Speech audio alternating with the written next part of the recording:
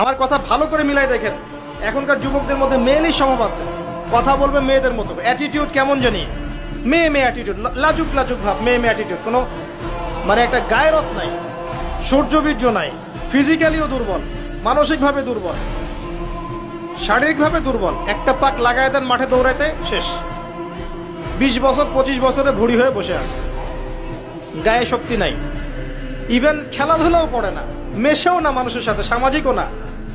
দেখবেন কেমন জানি আনসোশ্যাল, সারাদিন অনলাইনে পড়ে আছে বা গেমস খেলছে, ইন্টারনেট ঘাটাঘাটি করছে, রাতের বেলা সারা রাত নগ্ন ছবি দেখছে, সারা রাত। এত ভালো সাজার কারণ নাই, এগুলোতে ম্যাক্সিমামই আসক্ত, ম্যাক্সিমাম। এবং এটা আসক্ত হওয়ার কারণ আছে, এটাতে ফ্রি অ্যাক্সেস, ফ্রি, আপনি চাইলেই করতে পারেন। আপনার হাতে স্মার্টফোন আছে, আপনার বাবা দেখেন আপনি ফোনে কি করেন, আপনি চাইলেই করতে পারেন। কে বাধা দিবে আপনাকে? কেউ বাধা দেন নাই। আর এই যে গার্লফ্রেন্ড বয়ফ্রেন্ড সংস্কৃতি যখন থেকে ছড়িয়েছে, যা ইচ্ছা তাই করছে এরা।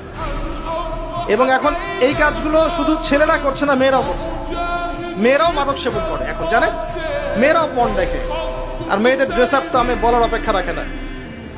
নতুন কি প্রোডাক্ট আসলো, নতুন কি কসমেটিক্স আসলো, নতুন কি ডিজাইন আসলো, নতুন কোন সিরিয়াল আসছে, কোন নায়িকা নতুন ডিজাইন ফ্যাশন করলো, সব নিয়ে ব্যস্ত হয়ে আছে। আমি ওইদিকে আসবো পরে। এতটুকু বলছি, এই যুবক যুবতীর জন্য আল্লাহ পাক আরশে আজিমের ছায়া রাখেন নাই।